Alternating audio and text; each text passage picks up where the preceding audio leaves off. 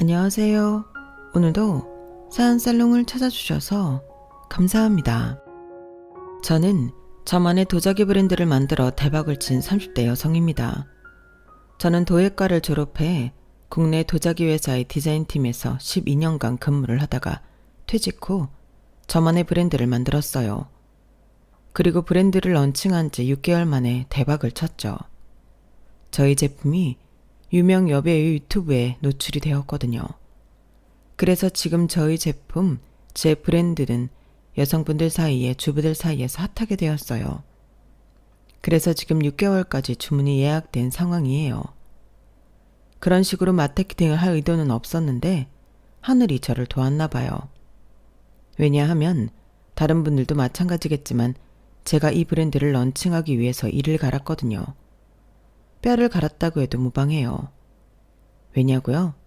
이건 개인적인 일인데요. 제가 2년 전에 억울하게 이혼을 당했거든요.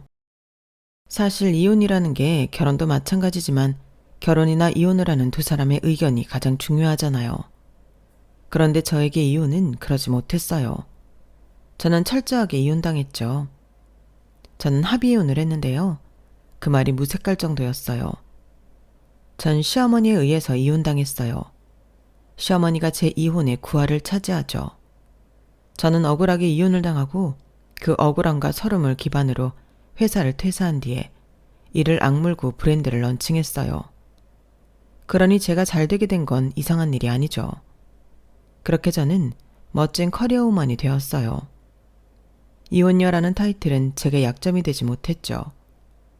그리고 저의 그 소식은 헤어진 전남편에게 크나큰 치욕을 주었어요. 어떻게 치욕을 주었는지, 그가 무슨 일이 있었는지 궁금하시죠? 그 사연을 들려드릴게요.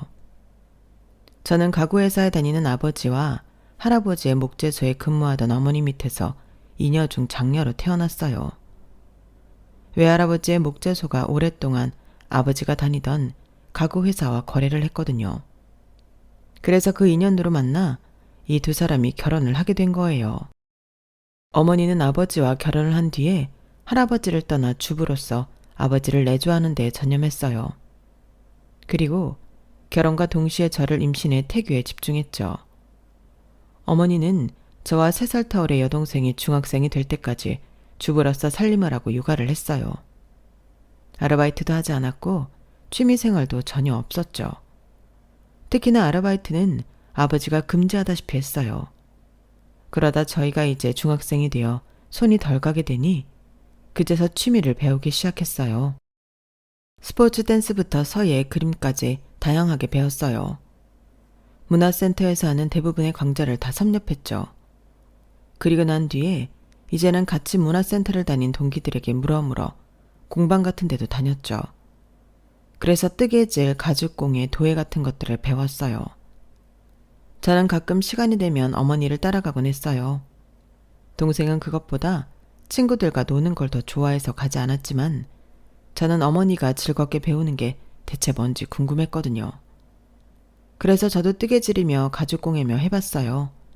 그러다 도예를 배웠는데 온몸에 전율이 흐르는 기분이 들었어요. 차갑고 축축한 흙덩이를 만지는 기분이 말로 표현할 수 없을 정도로 좋더라고요. 그리고 제가 서서히 모양을 만들어가는 게 참 재미있었고 마지막에 기계와 도자기를 분리시키는 작업을 할 땐 황홀하게까지 했어요. 그렇게 저는 도예를 사랑하게 되었어요. 어머니가 도예를 배우러 갈 때는 꼭 함께 갔죠. 그리고 어머니가 수영에 빠지게 되어 도예를 그만두게 되었을 땐 정말 슬펐어요. 그리고 그제서 어머니에게 도예를 배우고 싶다는 말을 했어요. 하지만 어머니는 제가 공부를 할 시간도 부족해질 텐데 도예 학원에 다니는 건 너무 무리한 짓이라고 말했어요. 더구나 제가 그 당시 공부를 잘하는 편도 아니어서 부모님은 제가 헛바람이 들었다고 생각했어요. 그래서 제가 제안을 했죠. 전교 1등이 되면 도예를 배우게 해달라고. 대학도 도예과로 가게 해달라고 말이에요. 솔직히 그 당시 부모님은 속으로 저를 비웃었을 거예요. 그래서 그렇게 하라고 한 거겠죠. 하지만 저는 그 제안에 모든 걸 걸었어요. 그래서 저는 정말 전교 1등을 하게 되어요. 정말 밤새 공부했거든요. 쉬는 시간에 친구들과 대화도 나누지 않았어요. 그러니 부모님은 한 번 더 저를 말리다가 두 손 두 발 다 들었어요. 도예학원에 등록해줬죠. 대신 성적이 떨어지면 학원도 자르겠다고 했어요. 그래서 전 더 치열하게 공부했어요. 그 결과 저는 성적도 떨어지지 않고 도예학원에서도 잘리지 않았어요. 고등학생 때도 전교 1등은 아니지만 반에서 1등은 꼭 했어요. 그래서 우리나라에서 가장 좋은 도예과에 합격했죠. 그때의 기쁨은 지금도 잊을 수 없어요. 저는 정말 원하던 학과에 갔기 때문에 정말 열정적으로 수업에 임했어요. 그리고 즐기는 자를 이기는 사람은 없다고 하죠. 저는 수석을 놓치지 않았어요. 장학금을 받으며 학교를 다녔죠. 그렇게 저는 도예과를 졸업하고 도자기 회사에 취직해요. 디자인팀에서 근무했고 빠른 속도로 과장까지 승진했죠. 과장까지 승진한 것을 가족들이 축하해줬어요. 고급 양식집에 가서 와인을 마시며 축하를 받았죠. 그리고 그때 아버지는 제게 선자리를 권유했어요. 그건 너무 뜻밖의 일이었어요. 아버지는 제 연애에 관여하는 스타일이 아니었거든요. 제가 첫사랑이 대학생 때인데 그때 실패해서 시금을 전폐했을 때도 아버지는 무덤덤했어요. 그리고 제가 군대에 간 남자친구를 기다리겠다고, 제대하면 결혼을 하겠다고 말도 안 되는 소리를 했을 때도 별 대꾸를 안 했어요. 그리고 누구를 만나도 얜 별로다, 걘 괜찮다 이런 얘기도 하지 않았어요. 그래서 그 제안은 너무 뜻밖이었죠. 아빠는 내가 누굴 만나도 양아치를 만나든 누굴 만나도 상관없는 거 아니었어요? 너는 무슨 말을 그렇게 하니? 어차피 결혼할 생대가 아니니까 아무 소리 안 한 거지. 하지만 이제 너도 슬슬 결혼 준비해야지. 그래서 내가 제안하는 거야. 어떤 사람인데요? 누구길래 만나보라는 말을 해요? 아빠랑 같이 일하는 직원인데 그렇다고 나이가 많은 건 아니고 너랑 동갑이야. 직급은 대리. 한참 후배지. 그런데 얘가 참 싹싹하고 머리도 좋고 똑 부러진 데가 있어. 그리고 부모님한테도 잘하고. 대리요? 내가 부장인데 어떻게 대리를 만나요? 봐봐. 아빠는 내가 누구를 만나도 상관없다니까? 참, 어떻게 사람을 직급만 보고 판단하니? 걔도 금방 너처럼 과장 달 거다. 한번 봐라. 앞날이 창창한 애라니까? 아빠 안목을 한번 믿고 만나봐. 뭐, 아빠가 인정하는 사람이라면 한번 만나는 볼게요. 그래, 아빠랑 내일 백화점 가서 옷이랑 구두 좀 사자. 내가 혼자 가서 사오려고 했는데 네 사이즈를 몰라서. 그냥 내가 가지고 있는 거 입으면 되죠. 너무 오버하는 거 아니야? 네가 아빠의 얼굴이잖니. 그러니까 좋은 옷 입고 나가야지. 내일 가자. 시간 되지? 그렇게 저는 아버지를 따라 백화점에 가서 샤넬 원피스의 구두를 골랐고 아버지가 사줬어요. 그리고 선을 보러 갔는데 이게 무슨 일인지 아버지가 같이 가겠다는 거예요. 아빠, 아무리 그래도 아빠가 가는 건 좀 그렇지 않아요? 그 사람도 부담스럽고 나도 부담스럽고. 에이, 내가 있는 게 덜 부담스럽지 않겠어? 결국 아버지는 찬양덕스럽게 함께 선자리에 갔어요. 세 사람이 모여 어색하게 밥을 먹었는데, 아니, 사실 어색한 건 저뿐이었어요. 소개팅 상대와 아버지는 식사를 하면서 일 이야기와 같이 서로 공통 분모가 있는 대화를 했거든요. 저는 겉돌았죠. 무슨 이야기를 하는지 모르겠더라고요. 그러다 남자가 제 눈치를 보고 저에 대해 몇 가지 물었어요. 그리고 대답은 아버지가 다 했죠. 뭐 취미나 그런 것들도 아버지가 대답했어요. 그러면서 아버지는 제 자랑을 엄청나게 늘어놓았어요. 우리 딸이라서 이런 이야기를 하는 게 아니라 어릴 때부터 열정적인 애였어. 도예에 빠지더니 도예과에 보내달라고. 그러면 전교 1등을 하겠다고 하는 거야. 그런데 어이쿠 정말 전교 1등을 해버리는 거 있지? 그리고 대단한 건 그 성적을 유지했다고. 저는 나쁘끄러워서 그 자리에서 일어나고 싶었어요. 정말 그 정도로 아버지는 제 자랑을 늘어놓았어요. 그때 남자 반응은 어땠냐고요? 당연히 직장 상사가 하는 말인데 고분고분 들었죠. 맞장구도 치고요. 그렇게 식사 시간이 끝나고 아버지는 자리를 피해 주셨어요. 그래서 둘이서 커피를 마시며 대화를 했고 나와 보니 아버지가 차에서 기다리고 있어서 아버지 차를 타고 귀가했어요. 어때? 괜찮지? 사람은 괜찮은 것 같던데요. 선하고. 그래? 그럼 날 잡을까? 네? 뭐가 그렇게 급해요? 괜찮으면 날 잡는 거지 뭐. 너도 나이가 있는데 애도 생각하면 금방금방 해야지. 저는 솔직히 아버지의 그 말이 그냥 하는 말이라고 생각했어요. 그래서 일단 좋은 사람 같으니 편하게 몇 번 더 만났죠. 그렇게 한 달쯤 지났을까요? 아버지가 날짜를 잡아온 거예요. 저를 서재로 부르더니 이 날짜 중에 어떤 날짜가 좋겠냐고 물어보더라고요. 아니, 얼마나 만나봤다고 날짜를 잡아요. 쇠불도 당김에 빼라고. 좋을 때 얼른 날 잡아야지. 왜? 성현이가 별로냐? 누가 별로래요? 제 말은 너무 급하다는 거죠. 둘이 좋으면 됐지 뭘 그래. 성현이도 보니까 너한테 완전히 빠졌더만. 그리고 너 어릴 때 군대 제대하자마자 결혼했다고 한 그놈도 석 달만 하고 나한테 그런 말 했잖아. 지은아, 너 이제 어린 나이 아니다. 물론 나이가 들어서 이것저것 재보는 거겠지만 지금이 결혼하기 나이도 적당하고 1년만 지나면 너 노산하고 그땐 늦어. 좋으면 빨리빨리 해. 아빠, 좀 이상해요. 원래 뭐든 이렇게 급하게 결정하는 사람 아니잖아요. 그래, 내가 다 아니까 그러는 거야. 넌 내 딸이니까 알고 성현이는 같이 일해본 시간이 기니까 알고 둘 다 성품 훌륭하고 미래 창창하고 더할 나위 없이 좋은 짝 같으니까 그렇지. 아빠가 언제 허튼 일로 밀어붙이는 거 봤어? 그야 저도 그 사람이 영 아닌 건 아니었어요. 오히려 좋은 사람 같았죠. 배려심도 깊고 다정하고요. 특히나 사람이 순한 게 좋았어요. 그래서 저는 남자에게 상황이 이렇다는 걸 말했어요. 그러니 남자는 이미 알고 있더라고요. 그러더니 자기는 좋다고 결혼하고 싶다고 하더라고요. 그렇게 저희는 만난 지 한 달 만에 날짜를 잡았고 아버지가 전세자금을 마련해줘서 집도 구했어요. 그 후에 상견례를 했죠. 시아버지는 구청 사회복지과에서 근무하는 5급 공무원의 조용조용한 스타일이었어요. 그리고 시어머니는 복장도 그렇고 언행도 그렇고 소박한 분이었어요. 아버지는 상견례 자리에서 대놓고 본인이 전세자금을 줘서 집을 구했다고 말했어요. 그러니 나머지는 부탁한다고 말을 더했죠. 그러자 시부모님은 고개를 숙여가며 감사를 표현했어요. 분위기가 좋은데 이런 말씀 드리기가 송구스럽습니다만 제가 하나 부탁을 드리겠습니다. 아무래도 제가 성현이와 같은 직장 같은 부서에 근무하고 있지 않습니까?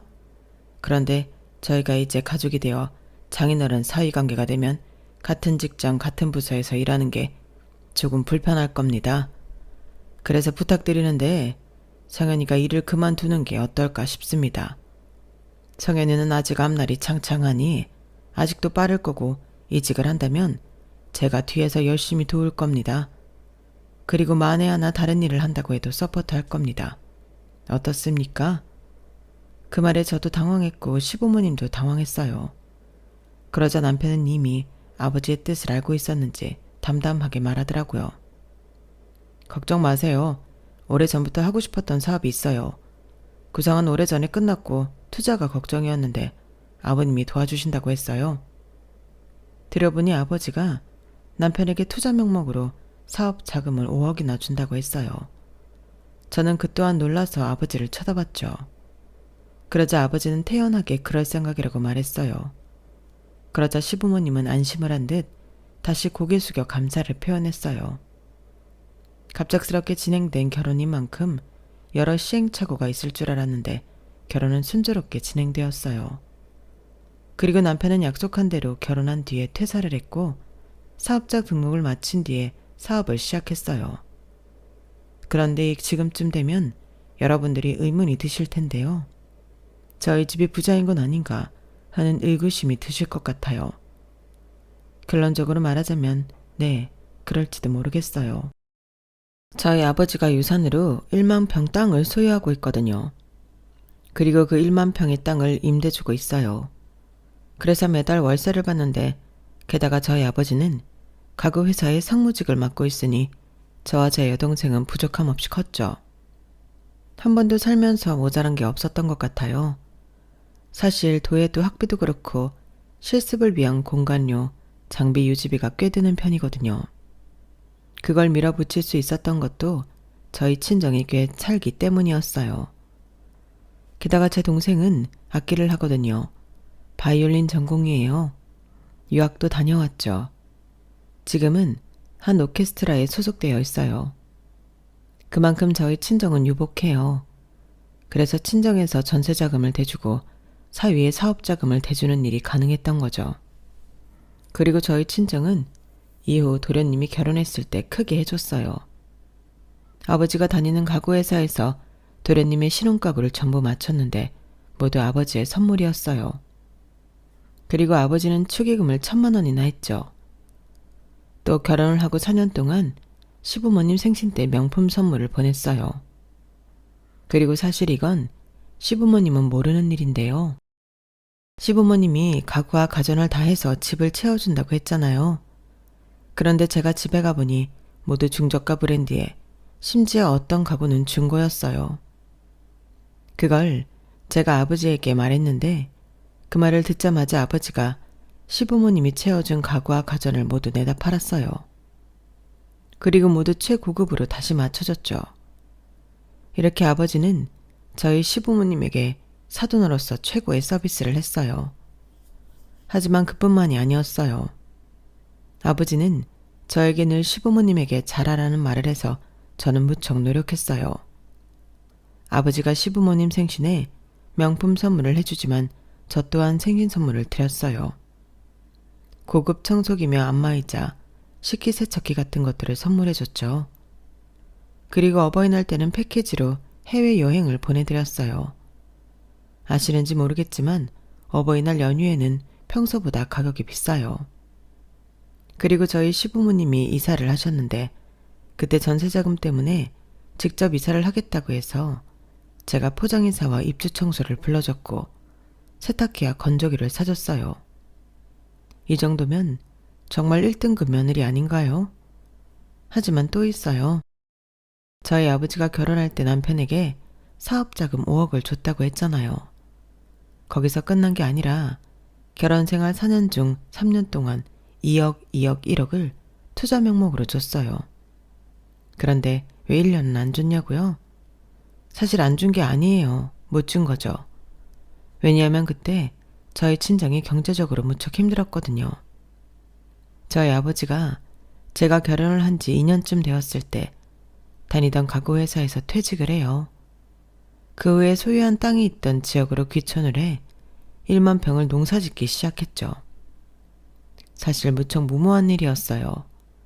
제대로 농사에 대해 공부하지 않고 밀어붙였으니까요.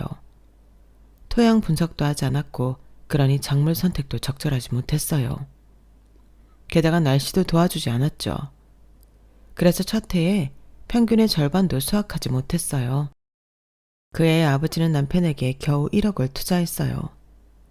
제가 하지 말라고 그랬는데 아버지는 기어코 사위를 위해 그렇게 하더라고요. 그리고 그 다음 해엔 흉년이었어요. 수입은 무슨, 인건비에 이래저래 나가는 돈을 따지면 마이너스였어요.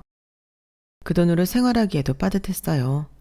그러니 투자할 돈이 있을 리가 없죠. 그래서 이혼하기 1년 전에는 아버지가 남편에게 투자 자금을 줄 수 없었어요.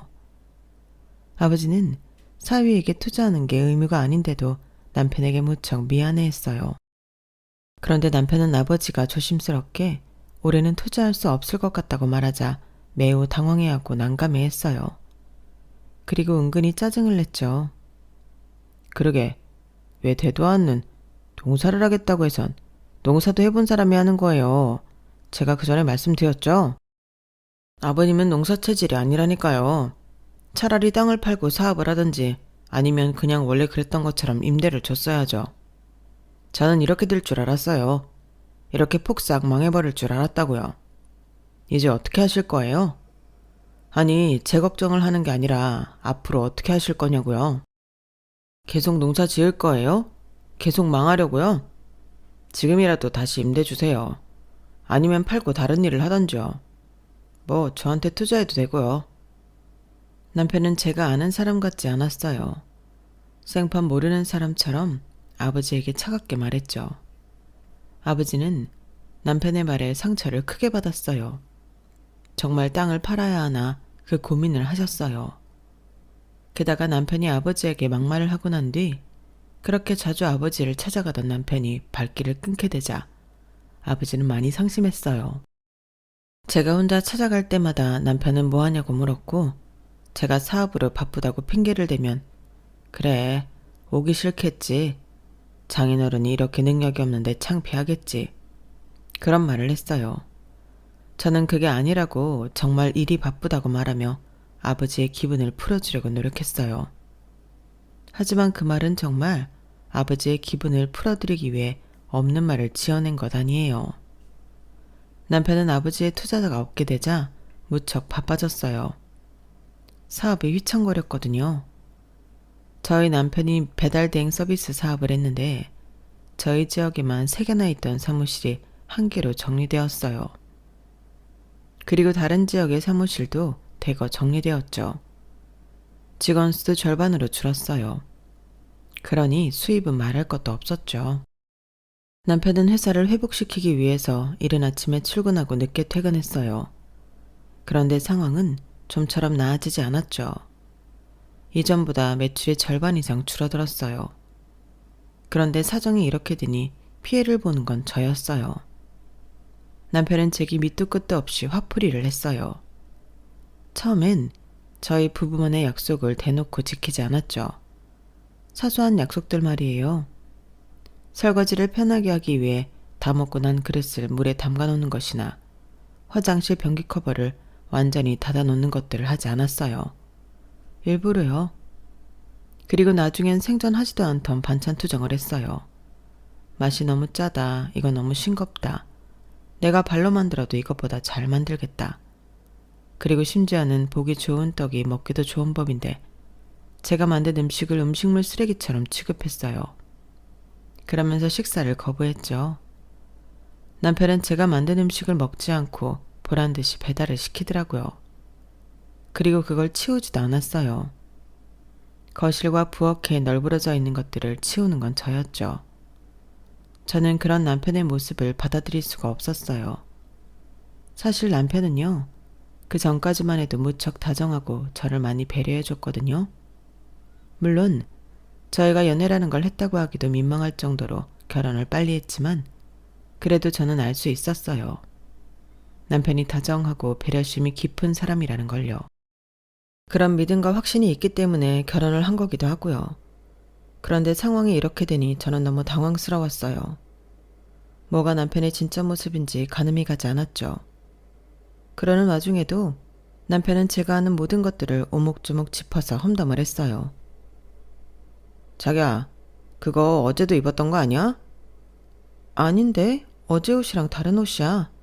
참, 자기는 울고든 건지 꿋꿋한 건지 매번 그렇게 비슷한 옷만 입네? 그럴 거면 옷은 왜 사는 거야? 매일 똑같은 것만 입으면 되지. 스티브 잡스처럼. 안 그래? 다른 옷이라니까. 아예 다른 옷이야. 비슷한 구석이 하나도 없는데 잘 봐봐. 아이 참, 가까이 오지 마. 그 덩치에 가까이 오면 놀라잖아. 자기는 이제 항상 저기 멀리 가 있어. 그리고 옷에 대해서 한마디 더 하겠는데 자기가 입는 옷 전부 노티나. 우리 엄마가 입는 옷 같아. 대체 그건 무슨 색이야? 홍시색도 아닌 것이 팥죽색도 아닌 것이. 자기는 그게 정말 예뻐서 입는 거지? 그럼 정말 문제인데. 도자기도 예술 아니야? 예술한다는 사람이 색감 능력이 그렇게 없어서 어떡해? 디자인은 잘하고 있는 거 맞지? 잘하고 있으니 걱정하지 마. 나 동기들 중에 과장으로 제일 먼저 승진한 사람이야. 능력이 없으면 그럴 수 있겠어? 그리고 내가 디자인한 도자기 엄청나게 잘 팔려. 제품들 중에 판매 1위 한 적도 있다고.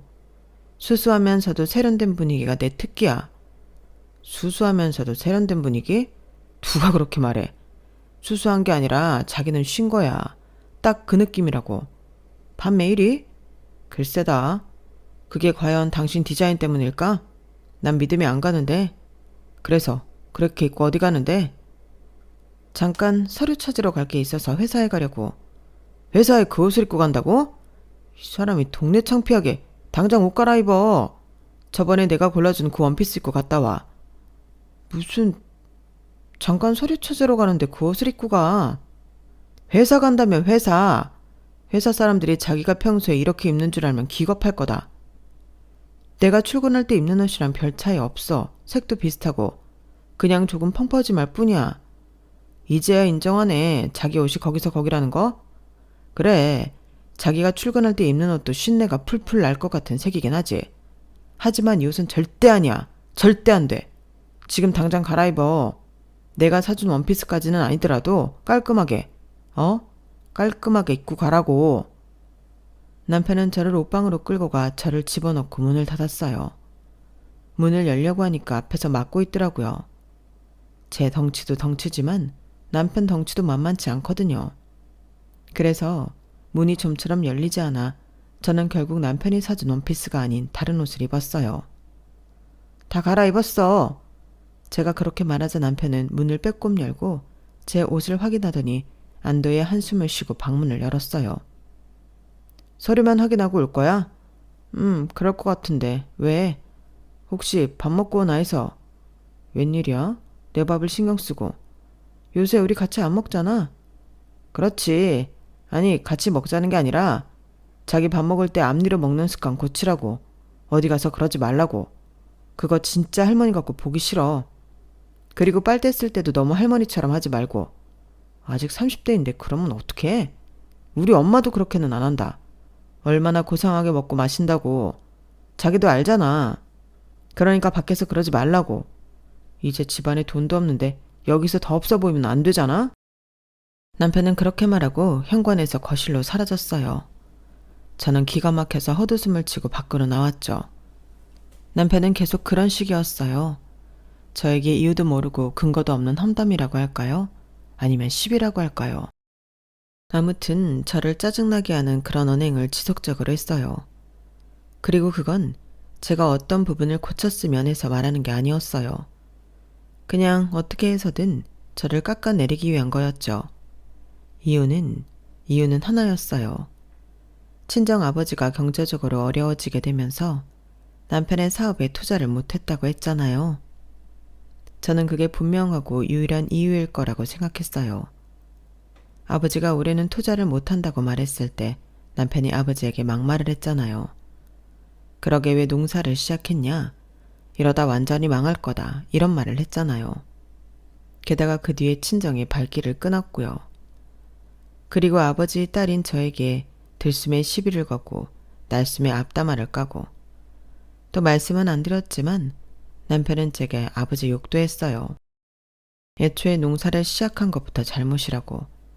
멍청하게 농사의 농자도 모르면서 달려드냐고 나이 값을 못한다고 그랬죠. 심지어는 자기 사업이 이렇게 흔들리는 게 저희 아버지 탓이라고 했어요. 그러면서 저라도 사업에 투자하라고 그랬죠. 그래서 제가 어떻게 했냐고요? 참 어리석게도 저는 남편에게 5천만 원을 투자했어요. 사실 저에게도 5천만 원이라는 돈이 적은 돈이 아니었어요. 몇 년을 모아놓은 돈이었죠. 지금 생각해보면 제가 아버지의 소개로 만난 인연이지만 남편을 참 사랑했던 것 같아요. 물론 지금은 후회해요. 왜 그 돈을 빌려줬는지 뭘 믿고 그랬는지 이해가 되지도 않고 이해하고 싶지도 않아요. 더군다나 남편은 제가 준 5천만 원을 가지고도 회복하지 못했어요. 남편의 사업은 더 어려워졌죠. 그러자 남편은 더 난폭하게 굴었어요. 폭력을 쓰고 그랬던 건 아니에요. 더 신경질적으로 저를 대했다는 거죠. 반찬이 이게 뭐야? 이래서 무슨 힘을 내? 최소한 불고기라도 해야 할 거 아니야. 지금 우리가 불고기 먹을 형편이 돼? 군소리하지 말고 먹어. 뭐? 지금 남편한테 하는 말버릇이 그게 뭐야? 군소리하지 말고 먹으라고? 너 옛날 같았으면 아주 빈손으로 쫓겨났어. 알아? 정말 재수가 없으려니까. 재수 없으면 먹지 마. 치운다 그럼? 어쭈? 내가 이렇게 된 게 다 누구 탓인데 이렇게 나와? 다 너랑 너희 아버지 때문이잖아. 애초에 너희 아버지가 무식하게 농사에 뛰어들지만 않았어도 니네 집이 쫄딱 망하지도 않았고 내가 이렇게 되지도 않았어. 지금 내 사업이 얼마나 힘들어졌는 줄 알아? 힘들어진 건 알지. 아주 잘 알지. 자기 요새 내 카드만 쓰잖아. 문자 날아오는데 모를 수가 있어? 그런데 그게 왜 우리 가족 탓이야? 왜 내 친정 식구들 탓이냐고. 우리 아버지가 자기한테 투자한 금액만 총 8억이야. 그게 적은 돈이야? 적은 돈도 아닌데 그 정도 하면 됐잖아. 나머지는 자기가 할 일이지. 자기 사업 아니야? 그런데 왜 자꾸 우리 친정 식구들 탓만 하는 거야? 탓만 한다고 뭐가 달라져? 근본적인 문제가 뭔지, 앞으로 어떻게 하면 될지 그런 것들을 생각해야지. 자기 그 생각하고 있어? 내가 볼 땐 아닌 것 같은데. 저는 이번에는 참지 않았어요. 저를 모욕하고 저희 친정 식구들을 모욕하는 남편에게 한 소리를 했죠. 사실 맞잖아요. 아버지가 투자한 8억, 제가 투자한 5천만 원이 결코 적은 돈이 아니잖아요. 그런데 남편은 제가 하는 말을 귓등으로도 안 들었어요. 이게 아주 5천만 원 빌려줬다고 못하는 소리가 없네. 내가 노력을 안 해? 네가 봤어? 봤냐고. 그리고 8억? 네가 사업을 안 해봐서 모르나 본데 8억은 순식간이야. 뒤 돌면 없어지는 돈이라고. 고작 그 정도 투자했다고 떵떵거리면 안 되지. 남편은 여전히 본인 사업이 흔들리는 이유가 저희 아버지 때문이라고 생각했어요. 저는 더 이상 말을 하고 싶지 않아 남편을 부엌에 내버려두고 안방으로 들어갔어요. 남편이 현관을 나서는 소리가 들렸어요. 배째라는 식으로 저는 남편을 찾지 않았어요. 그런데 저를 찾는 사람이 있었어요. 시어머니였어요. 시어머니는 저에게 전화를 해서 남편이 시댁으로 왔고 이런저런 이야기를 하는데 사실이냐고 물었어요. 들어보니 남편은 제가 뱉은 말만 시댁에 전한 것 같더라고요. 하지만 사실은 사실이니 맞다고 했어요. 그러니 시어머니가 한숨을 푹푹 쉬어요. 내가 정말 참고 또 참고 있었는데 오늘은 꼭 말해야 할 것 같구나. 너는 어쩜 사람이 그렇게 매정하니? 네 남편이잖아. 네 남편이 사업을 하면서 그렇게 힘들어하는데 도움을 주지 못할 망정 그런 악담을 하면 어떻게 하니? 내가 네가 한 말을 듣고 너무 놀라서 손이 벌벌 떨리더라. 우리 아들이 네 카드를 쓰고 싶어서 쓰겠니? 그걸 쓰면서도 우리 아들 마음이 편했겠어? 그런데 그런 이야기를 해서 애한테 상처를 주니? 너 원래 그런 애였니? 어머님, 무슨 말을 들으셨는지 모르겠지만 솔직히 상현 씨가 너무 저희 가족 탓만 하잖아요. 맞잖아요. 저희 아버지가 투자를 안 해서 자기 사업이 망했다잖아요. 그런 억지가 어딨어요? 그런 투정이 어딨냐고요. 억지라고? 투정이라고 했니? 너 이런 식으로 우리 아들을 눈치 주고 그랬던 거야? 돈 좀 못 벌어온다고? 예. 사업이라는 게 늘상 호황일 수는 없는 거야. 한번 흔들릴 수도 있는 거지. 그리고 사돈이 투자를 안 해서 이렇게 된 것도 틀린 말은 아니잖니? 그리고 사돈이 투자를 못하면 딸인 너라도 와이프인 너라도 투자를 했어야지. 아, 제가 5천만 원 준 건 말을 안 했나 보네요. 5천만 원? 그런 말은 들은 적이 없다만 사실이어도 고작 5천만 원 가지고 그게 도움이 되겠니? 시어머니는 자꾸 저에게 가진 돈을 모두 남편 사업에 투자하라고 말했어요. 저는 급기야 그냥 전화를 끊었어요. 사실 시어머니가 이렇게 맹목적인 건 이유가 있었어요. 남편이 사업을 하면서 시아버지는 구청에서 퇴직하고 남편이 주는 생활비로 두 분이 생활했거든요. 시부모님이 전세를 주고 사는데 전세금이 오를 때도 남편이 대신 내줬어요. 이래저래 남편이 시부모님에게 준 돈이 적지 않아요. 그러니 남편의 사업이 휘청이는 그때 생활비도 받지 못하고 집세가 오를까 불안하고 그랬겠죠. 그래서 시부모님은 저희 부모님에게 받은 명품이며 제게 받은 선물들을 팔기까지 했어요. 그렇게 지내고 있었죠. 그러니 이렇게 맹목적일 수밖에요. 하지만 이해를 하고 넘어가기엔 시댁 식구들의 사상이 이해가 되지 않았어요. 저희 부모님을 모욕하는 것도 참을 수 없었고요. 그래서 집에 들어오지 않는 남편을 찾지 않았어요. 그리고 이사를 해버렸죠. 그러자 사실을 안 남편이 제가 회사에 있을 때 엄청나게 전화를 했어요. 저는 남편에게 새집 주소를 알려줬고 퇴근 후 시어머니와 남편이 그 집으로 왔어요. 뭐야? 평수가 왜 이래? 작은 평수로 이사했어. 그 집 둘이 살기엔 너무 컸잖아. 물론 지금은 나 혼자 지내지만. 그 집은 완전히 팔았어? 가보니까 다른 사람이 나오던데? 완전히 팔았지. 이제 여기가 우리 집이야. 내가 네 속셈을 모르는 줄 알아? 네가 새 아파트던 그 집 팔고 작고 허접한 집을 구한 이유를 모르는 줄 알아? 사실 제가 더 작은 집으로 이사한 이유는 경제적으로 어려운 아버지를 돕기 위함이었어요. 남편은 그걸 아는 것 같았죠. 그리고 시어머니도 그걸 눈치챈 것 같았어요. 시어머니는 집을 둘러보더니 혀를 쳤어요. 그 좋던 가구도 몇 개는 팔았구나? 그 돈 다 어딨니? 벌써 사돈 갖다 줬니? 어차피 그 집도 아버지 돈, 풀로 아버지 돈이었어요. 뭐 문제가 돼요? 여우 같은 기집애 같으니라고. 네 부모만 부모냐? 내가 알아보니 너 매달 너희 부모한테 생활비 준다며. 내가 어떻게 사는지 너 모르지 않잖아. 내가 그 아끼는 명품 팔아가며 쌀 사고 반찬 만들고 하는데 네 부모만 부모냐? 어머님 아버님은 성현 씨가 책임져야죠.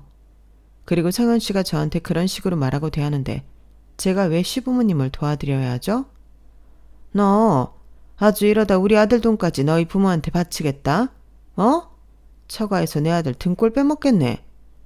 그러면서 시어머니는 저를 보고 이혼하라고 말했어요. 그리고 남편이 서류를 저에게 건넸죠. 난 다 썼으니까 써서 보내. 난 이런 코딱지만한 집에서 못 살아. 너나 살아. 그런 뒤에 남편과 시어머니는 제 욕을 하면서 현관문을 나섰어요. 그렇게 전 이혼녀가 되었어요. 합의 이혼을 한 뒤에 저는 회사를 다니다 1년 전 퇴사를 했어요. 그리고 말씀드렸다시피 제 도자기 브랜드를 런칭했어요. 처음엔 집안에 반대가 있었어요. 너무 무모하게 큰일을 저지르는 것 아니냐고 우려했죠. 하지만 저에게 브랜드 런칭은 오래전부터 계획하고 구상한 일이었어요. 절대 무모한 일이 아니라고 부모님을 설득했어요. 반드시 성공할 거라고 약속했죠. 그리고 전 정말 그럴 수 있을 것 같았어요. 왜냐하면 제 몸속 가득히 분노와 억울함이 쌓여 있었거든요. 저는 그 분노와 억울함이 저를 성공시킬 거라고 그래야만 한다고 생각했어요. 그래서 철저하게 준비해 브랜드를 런칭했죠. 그리고 하늘은 스스로 돕는 자를 돕는다고 브랜드를 런칭한 지 6개월 만에 한 여배우의 유튜브에서 제 도자기가 소개된 계기로 제 브랜드는 대박을 쳤어요. 거의 1년 동안 예약이 꽉 차게 되었어요. 저는 정말 바쁜 하루를 보냈어요. 지쳐서 잠에 들었고 일을 해야 한다는 기쁜 마음으로 눈을 떠 하루를 보냈어요. 그렇게 1년이 지났어요. 한날 아버지가 너무 바쁜데 집으로 오라고 하는 거예요. 꼭 가야 해요? 저 정말 바쁜데. 와보라니까. 너도 좋아할 만한 소식이다. 하도 그렇게 말하길래 저는 퇴근을 하고 일이 많은데도 본가에 갔어요. 가니 아버지는 한바구음을 짓다가도 미안한 표정을 지었어요. 왜요? 무슨 일인데요? 아빠가 정말 미안하다. 너를 억지로 결혼시켜서 복이 다 날아갔다가 네가 이혼을 하니 복이 다시 돌아온 것 같구나. 그게 무슨 소리예요? 네가 이혼을 하고 직후에 너도 나도 얼마나 힘들었냐. 그런데 지금 봐라. 너도 사업을 성공시키고 나도 나대로 잘 살고 있고 얼마나 좋으냐? 정말 미안하다. 자식이라고 그 삶이 내 삶이 아닌데 참 내 것처럼 손으로 주물렀구나. 이제 앞으로 그럴 일 없으니 안심하고 훨훨 날거라. 무슨 일 있었어요? 저는 아버지의 말을 도통 이해할 수 없었어요. 그래서 물으니 아버지가 전 남편을 만났다는 거예요. 아니, 내가 셔츠를 바꾸려고 오늘 백화점에 갔다. 주차를 하려고 발렛을 맡겼는데 거기서 손을 들고 성현이가 오는 거야. 네? 나는 처음에 눈을 의심했다. 그런데 발렛하는 사람들이 옷이 다 똑같잖냐.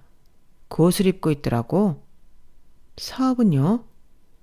내가 여기서 뭐 하냐고 사업은 어쩌고 이라고 웃냐고 물었더니 아무 말도 안 해.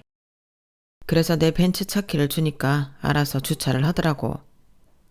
그리고 아버지가 셔츠를 바꾸고 차를 다시 받으니 메모가 있었어요. 메모에는 다시 기회를 주십시오 라고 써 있었어요. 그래서 아버지는 전 남편을 만났어요. 때마침 발레 파킹 아르바이트가 끝나서 카페로 갔죠. 아버지는 사업에 대해 물었어요. 그래서 사업은 어떻게 된 거야? 넘겼습니다. 매출이 영 안 나와서 빚도 많이 생겼고요. 그리고 지금은 파산 신청했습니다. 그 정도로 상황이 안 좋은 거야? 네. 집도 다시 이사했어요. 차도 팔고요. 가지고 있는 건 거의 다 팔았습니다. 그 차 팔아도 얼마 안 나올 건데. 네, 얼마 안 나오더라고요. 그래서 그런데 저 좀 도와주시면 안 되겠습니까? 남편이 아버지에게 사정사정을 했어요. 이번이 마지막으로 기회를 달라고요. 그 집에 평생 봉사하겠다고요. 그 이야기를 아버지는 차분하게 듣고는 일단 남편에게 사과했어요. 일단 미안하다. 내가 내 욕심에 내 딸한테 좋은 짝을 주겠다고 너희들 결혼 덤프트럭처럼 밀어붙인 거 미안하다. 네? 왜 그런 말씀을? 지금 네 모습을 보니 그 말이 절로 나오는구나. 정말 미안하다. 그럼 저한테 기회를... 아니, 말을 잘못 이해했나 본데 나는 이제 내 딸 인생에 관여하지 않기로 했어. 그리고 네가 네 인생을 망쳤다면, 그렇게 생각한다면 그건 투자한 8억으로 퉁치자. 비싸게 쳐줬지? 네? 그리고 알고 있는 것 같은데 우리 집은 괜찮아졌네. 괜찮은 정도가 아니지. 아주 살아났어. 내가 가지고 있던 땅말일세, 그 땅에 아파트가 지어지고 도로가 났거든. 그래서 내가 꽤 많이 보상을 받았어. 방금 본 차도 그 돈으로 산 차야. 그것만 있는 줄 알아? 그 아파트 분양권 사서 3년 뒤에 입주해. 그리고 건물 2채도 사고 애들 엄마 가구 대리점 접고 가구 백화점 하나 크게 냈다네. 그리고 그게 장사가 잘 되더라고. 너도 알지만 나도 그렇고 우리 애들 엄마도 그렇고 아주 오래 가구만 본 사람들이잖아. 어쩌면 그때 네가 나한테 했던 말도 다 맞아. 사람이 잘하는 일을 해야 해. 나는 농사에 무지했고 공부도 연구도 안 했고 흉년을 날씨탓만 했는데 돌아보니 내 탓이더라고. 그때 그 말은 정말 죄송합니다. 제가 그때 머리가 돌았었나 봐요. 아니야, 그럴 것 없어. 정말 네가 맞는 말을 했어. 그리고 내 말에 또 무슨 의미가 있는 줄 아나? 네? 네 사업이 쫄딱 망한 것도 자세히 들여다보면 네 탓일 거야. 아닐 수가 없어.